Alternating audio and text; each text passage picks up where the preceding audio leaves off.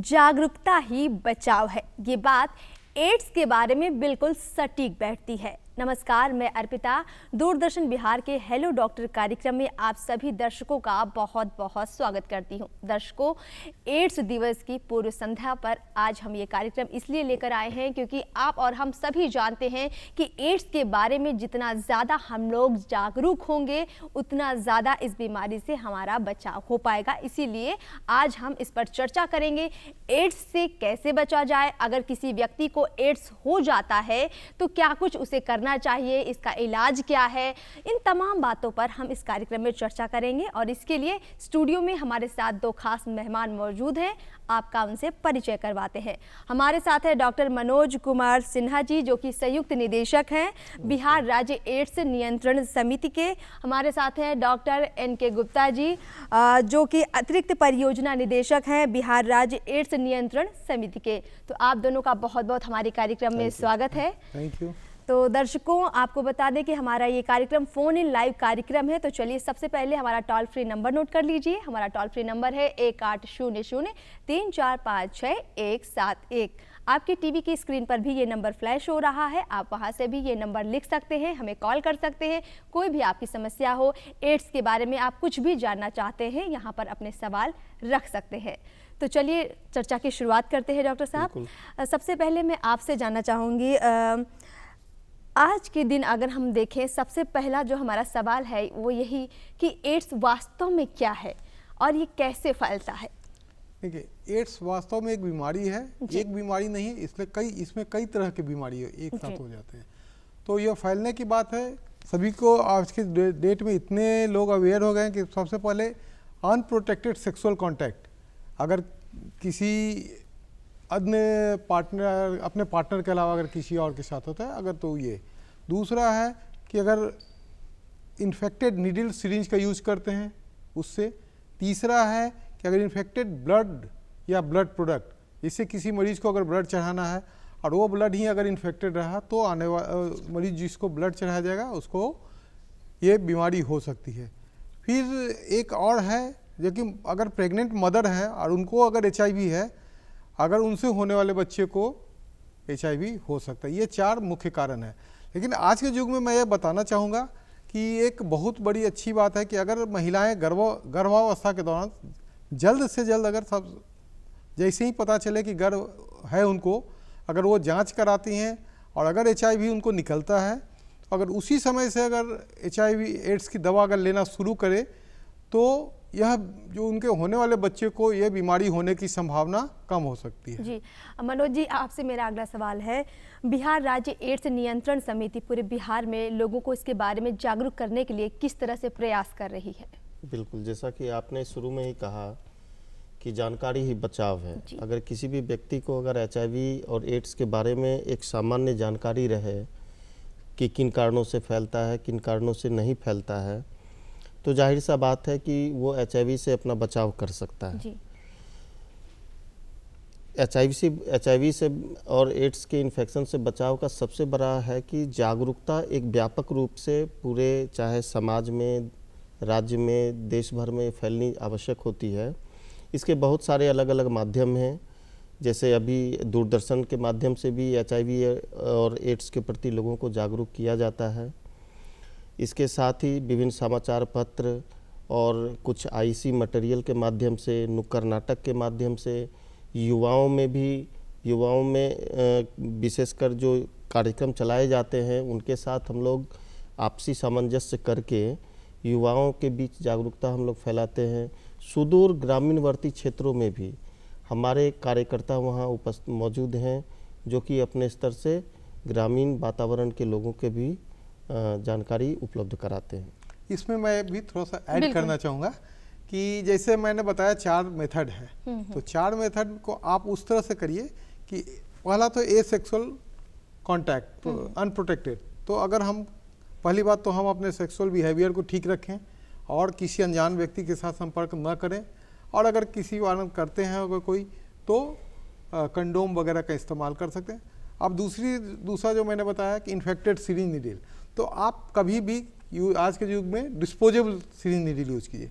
तीसरा मैंने बताया कि ब्लड प्रोडक्ट, तो इसमें सबसे बड़ी बात है कि लाइसेंस ब्लड बैंक से ब्लड लें, उस पर लिखा रहे कि ये ब्लड जो है टेस्टेड है, HIV टेस्टेड है और इससे HIV का खतरा नहीं है। ये हर ब्लड बैंक में लिखा रहता है। और चौथा है, मैंने ऑलरेडी एक्सप्लेन किया है कि प्रेग्नेंट मदर से होने वाले बच्चे को हम कैसे रोक सकते हैं। तो बचाव के लिए ये है। एक यहीं पर चलिए आगे। जैसे आपने जिक्र किया युवाओं के लिए खास तौर पर आपने बताया कि कैसे उन्हें अपने जब वो संबंध बनाते हैं तो किन बातों का ध्यान रखना चाहिए। आपसे मेरा सवाल है मनोज जी, बिहार राज्य एड्स नियंत्रण समिति खास तौर पर बिहार के युवा युवतियों को किस तरह से जागरूक कर रही है, अलग से इनके लिए क्या कुछ काम किए जा रहे हैं? देखिए, युवा युवतियाँ जो हैं विशेषकर वैसे युवाओं में जो किसी संस्थान या किसी महाविद्यालय में शिक्षणरत हों, तो महाविद्यालय जितने भी बिहार में महाविद्यालय हैं उनमें से चयनित 396 महाविद्यालयों में रेड रिबन क्लब की स्थापना की गई है। ये रेड रिबन क्लब का उद्देश्य ये है कि उस विशेष महाविद्यालय अथवा संस्थान में शिक्षणरत छात्र छात्राओं को HIV और एड्स के विषय में जागरूक किया जाता है। ना सिर्फ उन्हें जागरूक किया जाता है बल्कि उन्हें प्रमोट ये किया जाता है कि समाज के अन्य वर्गों के बीच भी वो जहाँ भी जाएं और जो जिन्हें इसके बारे में जानकारी नहीं है उन्हें उन तक भी ये जानकारी वो पहुँचाएं, ताकि आमजनों में ये जागरूकता बेहतर ढंग से फैले और वो अपना बचाव कर सके। बिल्कुल बचाव कर सके। अगर हम इसके इस संक्रमण के इलाज के बारे में बात करें डॉक्टर साहब, तो क्या कुछ इलाज का प्रोसेस है, इसके बारे में भी हमारे दर्शकों को विस्तार से बताइए। देखिए, जब भी कोई आदमी जांच कराता है, चाहे वो खुद जांच करा रहा है, हमारे लिए जांच के लिए है ICTC, integrated counselling and testing centre, जो कि पहले VCTC कहलाता था, voluntary counselling and testing centre. लोग अपनी स्वेच्छा से वहाँ जा सकते हैं या डॉक्टर प्रिस्क्राइब करते हैं। जैसे किसी को अगर ऑपरेशन कराना है तो उसके पहले डॉक्टर प्रिस्क्राइब करते हैं, और अगर उस समय उसको HIV स्क्रीन करने के समय अगर पता चला कि इसको है तो उसको कन्फर्म किया जाता है ICTC में 3 टेस्ट करा के।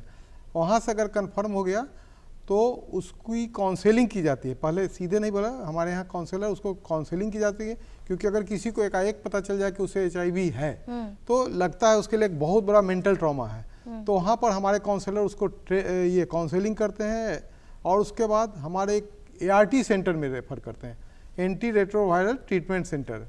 पूरे बिहार में 28 anti retroviral testing treatment centre है, जिसमें सभी मेडिकल कॉलेज और सिलेक्टेड डिस्ट्रिक्ट हॉस्पिटल में है। वहाँ जाने पर उनकी पूरी पैरामीटर जांच की जाती है ब्लड्स की, और उसी दिन से टेस्ट एंड ट्रीट, और उसी दिन से आपको माफ कीजिए, बीच में मैं रोकना चाहूंगी। एक दर्शक हमसे बातचीत करना चाहते हैं। आपका बहुत बहुत स्वागत है। सबसे पहले अपना नाम बताइए, कहाँ से बात कर रहे हैं ये भी बताइए। हम बिहार से बात कर रहे हैं जी, प्रश्न क्या है आपका? जी मैम, मुझे जानकारी चाहिए, क्या जो ये रोग जो है एड्स, इसकी रोकथाम के लिए क्या क्या जरूरी है और क्या क्या करना चाहिए? जी बिल्कुल जी डॉक्टर साहब, कि रोकथाम के लिए क्या क्या ध्यान रखना चाहिए ये जानना चाहते हैं। मतलब इंडिविजुअल व्यक्ति का या समाज में? इंडिविजुअली मैंने अभी जैसे बताया जी बिल्कुल, कि जैसे अनप्रोटेक्टेड सेक्सुअल कॉन्टैक्ट अवॉइड करना चाहिए। हम लाइसेंस ब्लड बैंक से ब्लड लें, इन्फेक्टेड सिरिंज नीडल का इस्तेमाल नहीं करें, और महिला गर्भवती हो तो पहले ही जांच कराएं, और अगर पहले ट्राइमेस्टर में जांच कराने पर अगर पता चलता है तो उसी तुरंत से एंटी रेट्रोवायरल थेरेपी शुरू करें, होने वाले बच्चे को नहीं होगा। तो ये इस तरह से हम लोग एड्स से बचाव कर सकते हैं। यानी 2 बिंदु जो आपने जिन पर गौर करना चाहिए, सबसे महत्वपूर्ण है कि जब भी आप संबंध बनाते हैं, यौन संबंध बनाते हैं, उस दौरान प्रोटेक्शन का इस्तेमाल ज़रूर करें। दूसरा पॉइंट डॉक्टर साहब ने बताया है कि चाहे बच्चे को आप टीका लगवाने जाएं या किसी बीमारी में आप खुद इंजेक्शन लगवाएं, उस दौरान खास तौर पर ध्यान रखें, चाहे वो सरकारी अस्पताल हो, चाहे वो प्राइवेट अस्पताल हो, या घर पर ही आप इंजेक्शन लगा रहे हों, कि जो आपको इंजेक्शन लगाया जाए वो एकदम नया हो और उसके इस्तेमाल के बाद उसका दोबारा किसी अन्य व्यक्ति को इस्तेमाल ना करने दिया जाए, यानी उसे यूज करके उसको डिस्ट्रॉय कर दिया जाए। तो इस तरह से भी आपका एड्स से बचाव हो सकता है। और तीसरा ब्लड, अगर आप खून चढ़वाते हैं या खून डोनेट भी करने जाते हैं, उस वक्त भी नई सिरिंज लीजिए। डोनेशन के समय तो स्टेराइल बैग रहता है जिसमें कलेक्ट किया जाता है, लेकिन जब खून चढ़ाना है तो पहला तो कि लाइसेंस ब्लड बैंक से लेना चाहिए और उस पर ये लिखा सर्टिफाई होना चाहिए कि ये 5 तरह की टेस्ट उसके ब्लड में किया गया, HIV, hepatitis B, hepatitis C, syphilis and malaria, ये 5 टेस्टेड ब्लड ही। हाँ, और लाइसेंस वाला ब्लड बैंक हो, किसी हॉस्पिटल में जाके डोनेट करके ब्लड नहीं लेना चाहिए। बिल्कुल बिल्कुल। मनोज जी, आपसे अगला सवाल लेना चाहूँगी। किसी HIV संक्रमित व्यक्ति के भरण पोषण की अगर हम बात करें, क्या सरकार की तरफ से ऐसी कोई योजना है जो उसकी देखभाल करे, उसका ध्यान रख पाए? जी बिल्कुल, ये बहुत महत्वपूर्ण है कि किसी HIV संक्रमित व्यक्तियों की हितों की पूरी रक्षा हो। इसमें सरकार द्वारा, बिहार सरकार द्वारा एवं केंद्र सरकार द्वारा बहुत सारी योजनाएं चलाई जा रही हैं, लेकिन प्रमुखतः जो योजनाएं चलाई जा रही है बिहार सरकार के द्वारा, उसमें एक योजना है बिहार शताब्दी एड्स पीड़ित कल्याण योजना। इस योजना के अंतर्गत जितने भी HIV संक्रमित व्यक्ति हैं जिनका ART केंद्र में इलाज चल रहा है और वो आर्थिक रूप से इतने कमज़ोर हैं कि उनके भरण पोषण में भी कठिनाइयाँ आ रही हैं, तो वैसे लोगों को हम लोग 1500 रुपया प्रति माह की दर से उस योजना के अंतर्गत उन्हें देते हैं। और बल्कि ये राशि तो बहुत छोटी है, लेकिन बहुत सारे ऐसे एड्स संक्रमित व्यक्ति हैं जिन्हें ये बहुत बड़ा लाभ होता है। और ये संख्या हम लोग कुछ व्यक्ति ऐसे हैं जो इस संख्या का लाभ नहीं लेना चाहते हैं, जो कि आर्थिक रूप से सक्षम हैं, तो उनकी बात अगर छोड़ दें तो जिन्हें आवश्यकता है और कुछ कागजात की कमी है या कोई जानकारी नहीं है, तो हमारे आउटरीच वर्कर वैसे लोगों तक पहुंचते हैं और उन्हें ART केंद्र से जोड़कर इस योजना का लाभ दिलाने में सहयोग देते हैं। आपने बहुत ही बढ़िया तरीके से हमारे दर्शकों को बताया कि अगर कोई ऐसा व्यक्ति जो सक्षम नहीं है अपना ठीक से इलाज करवाने में, खान पान में, तो सरकार की तरफ से उनकी मदद ज़रूर की जाती है। एक दर्शक और हमसे बातचीत करना चाहते हैं। बहुत बहुत स्वागत है आपका। कहाँ से बात कर रहे हैं आप? जी नमस्कार मैम। जी बताइए, कहाँ से बात कर रहे हैं, प्रश्न पूछिए। मैं विकास कुमार बात कर, उत्तर प्रदेश से। जी बताइए। जैसे मैम मेरा ये सवाल है कि जैसे किसी व्यक्ति को एड्स हो जाए तो उसके लक्षण कैसे बता पड़ेंगे लक्षण? जी बहुत अच्छा प्रश्न आपका। लक्षणों के बारे में हम लोग भी चर्चा ही करने वाले थे। जी डॉक्टर साहब, इनके जी आप ही बताइए। देखिए, लक्षण जो है शुरू में कुछ लक्षण नहीं दिखता है जी। सबसे पहले तो सामान्य आदमी की तरह ही दिखता है, लेकिन जैसा कि आपको पता है कि HIV एड्स में उसकी इम्यूनिटी पावर ख़त्म हो जाती है और जैसे जैसे इम्यूनिटी उसकी कम होती जाएगी वैसे वैसे उनका लक्षण दिखा। और ये अंत में जैसे अगर किसी को लूज मोशन होता है, फीवर है, कंट्रोल नहीं हो रहा है, लॉस ऑफ वेट, 1 महीना के अंदर में 10% वेट घट जाए, लॉस ऑफ एपेटाइट, भूख नहीं लग रहा है, और जब इस सब के बावजूद अगर उसने इलाज नहीं कराया या भी दवा नहीं ली तो उसकी स्थिति खराब होते, जैसे जैसे इम्यूनिटी घटती जाएगी उसकी स्थिति खराब होगी और हर तरह के सिम्टम उसमें आएंगे। मुंह में छाले पड़ जाएंगे, स्किन में इरप्शन हो जाएंगे, लगातार डायरिया हो रहा है जिसको कंट्रोल नहीं हो रहा है, लगातार खांसी, निमोनिया, TB, तो इस तरह से शरीर के लगभग सारे सिम्टम को प्रभावित करता है।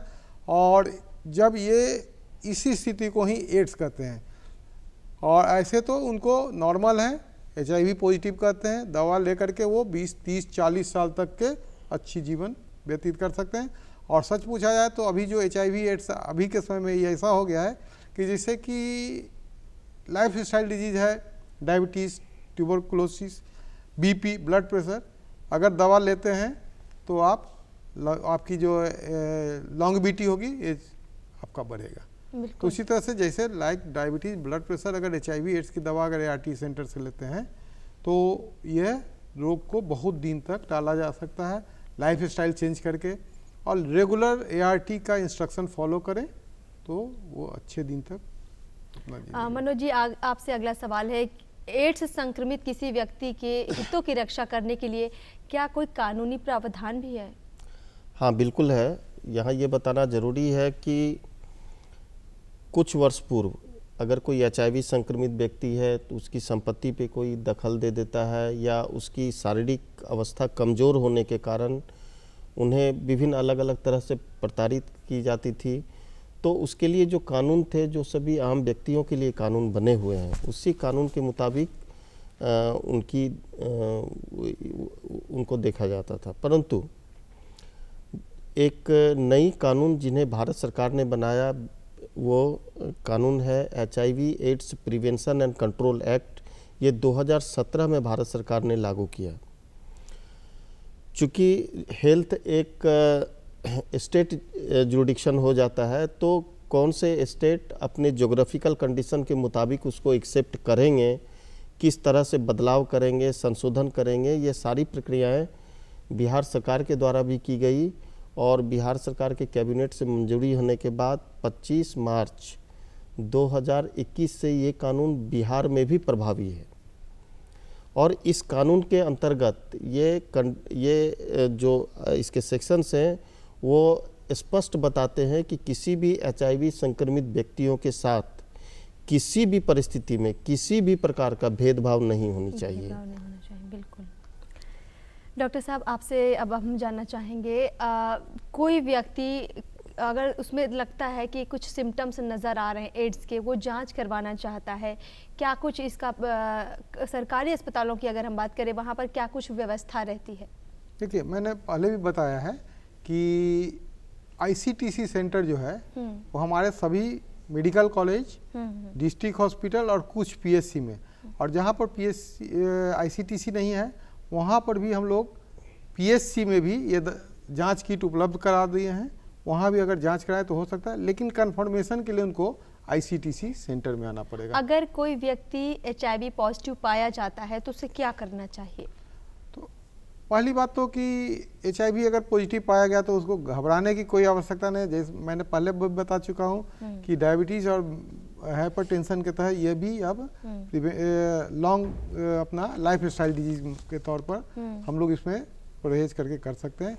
तो अगर ICTC में है तो वहाँ फिर से जब वो रिपोर्ट लेने जाते हैं तो उनका एक ART नंबर जनरेट करके उनको ART सेंटर में भेजा जाता है।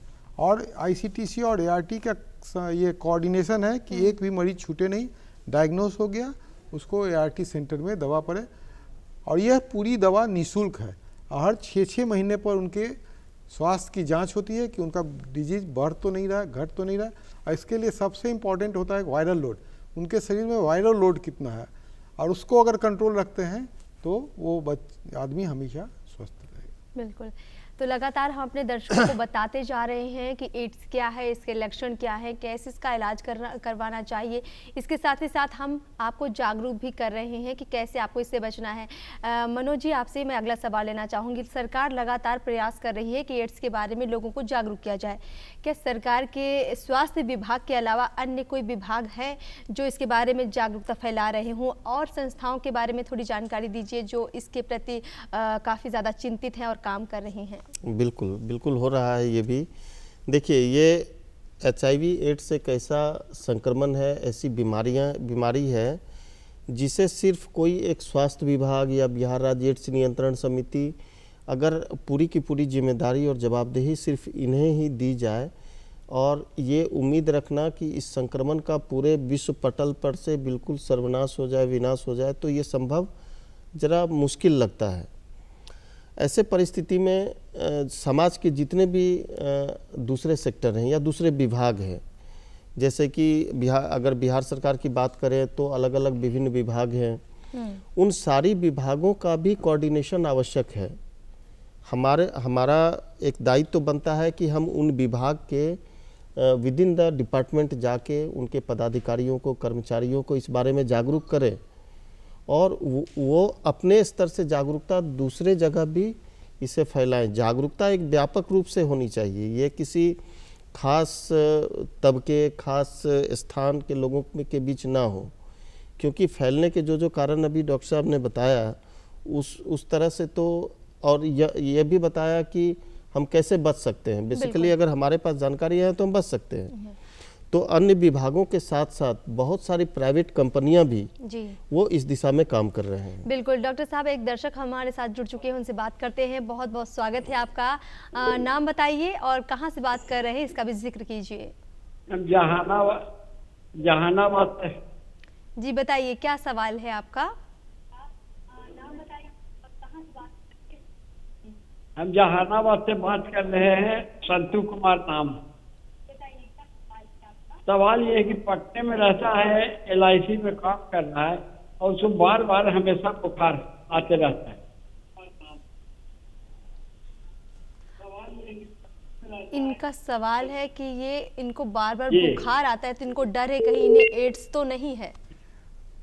Thank you. ऐसा है कि बुखार आने का मतलब कि एड्स हो जाएगा, ऐसी बात नहीं है। जी। लेकिन बुखार के और भी बहुत सारे कारण हैं, उसमें अंतिम कारण हम मानेंगे कि एड्स है।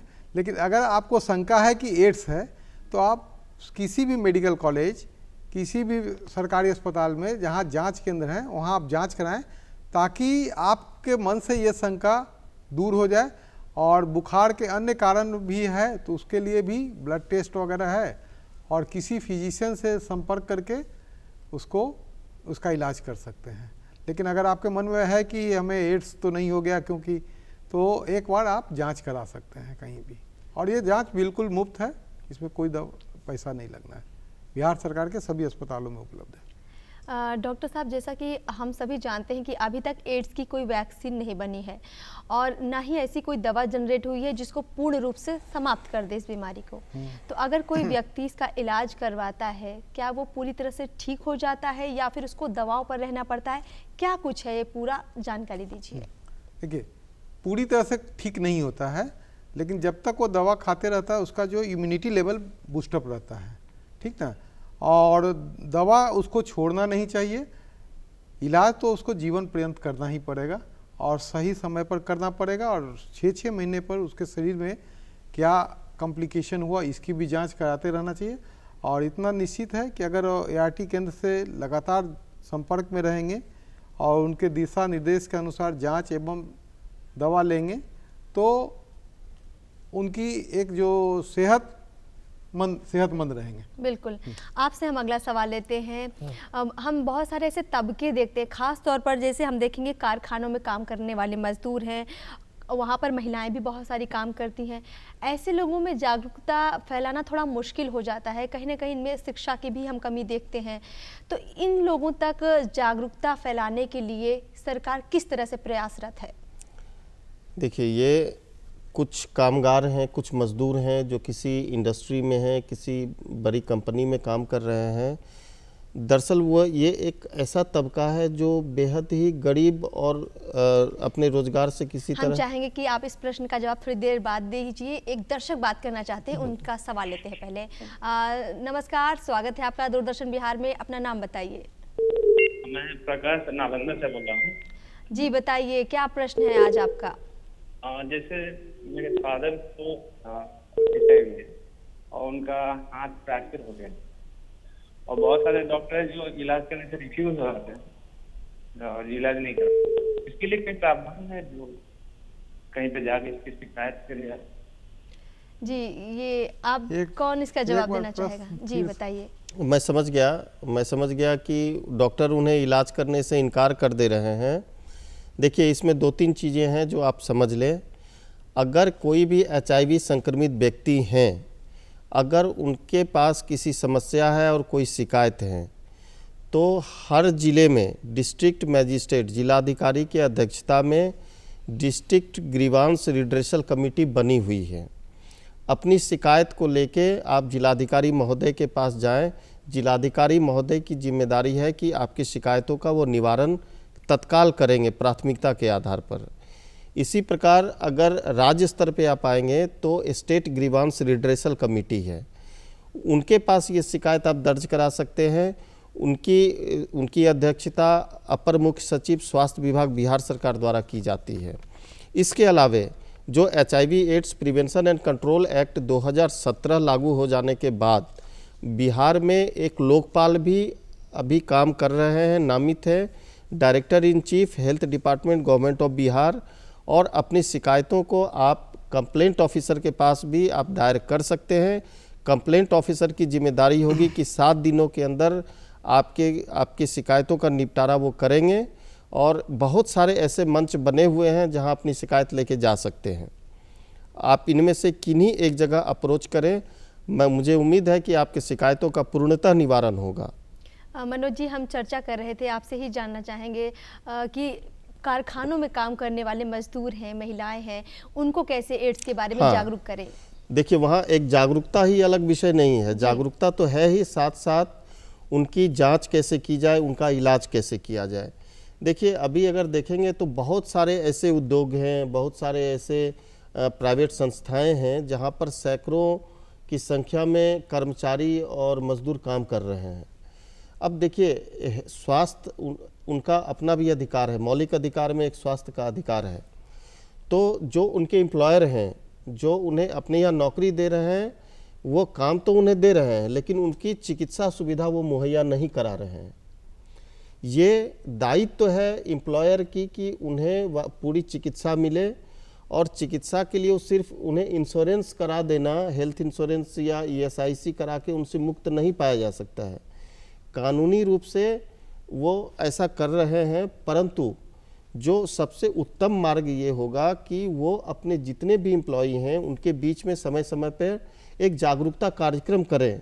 उसके लिए अगर वो हमसे कहें या फिर हम लोग खुद भी एक एम्प्लॉयर लेड मॉडल करके एक मॉडल चलाते हैं, जिसमें हम लोग इंडस्ट्रीज को अप्रोच करते हैं कि आप अपने यहाँ जो भी कर्मचारी कार्यरत हैं उन्हें मैं ट्रेनिंग देना चाहता हूँ, आप ऐसा एक मीटिंग या ऐसा एक वर्कशॉप का आयोजन कर लें।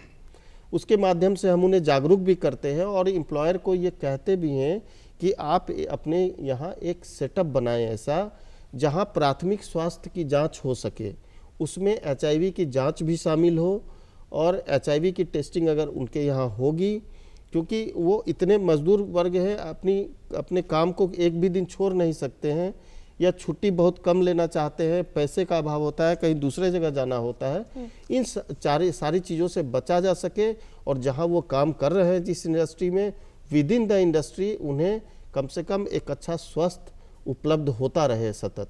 बिल्कुल, आप दोनों का बहुत बहुत शुक्रिया। आपने हमारे दर्शकों तक बहुत ही ज़्यादा महत्वपूर्ण जानकारी पहुंचाई। क्योंकि अब वक्त हो चुका है हमारे दर्शकों से विदा लेने का, तो हम इस कार्यक्रम को यहीं समाप्त करेंगे, लेकिन जाते जाते इतना ज़रूर कहेंगे दर्शकों की, एड्स जो है HIV नामक वायरस से तो होता ही है, लेकिन सबसे बड़ी बात यह है कि अगर आप जागरूक रहते हैं, इसके बारे में सटीक जानकारी रखते हैं, इससे बचाव के उपाय क्या कुछ हैं वो सब समझते हैं, तो आप आसानी से इस बीमारी से बच सकते हैं। और आपको बचना ही है, क्योंकि ये विश्व में फैली एक ऐसी बीमारी है जिसका टीका नहीं बन पाया है, ऐसी कोई दवा अभी तक नहीं जनरेट हुई है जो पूर्ण रूप से इस बीमारी को ठीक कर पाए। तो इसलिए जागरूकता ही बचाव है इस बीमारी का। तो अपना ध्यान रखिए, अपना ख्याल रखिए, दूरदर्शन बिहार के साथ भरपूर प्यार बनाए रखिए। इस कार्यक्रम में हमें दीजिए इजाज़त। नमस्कार।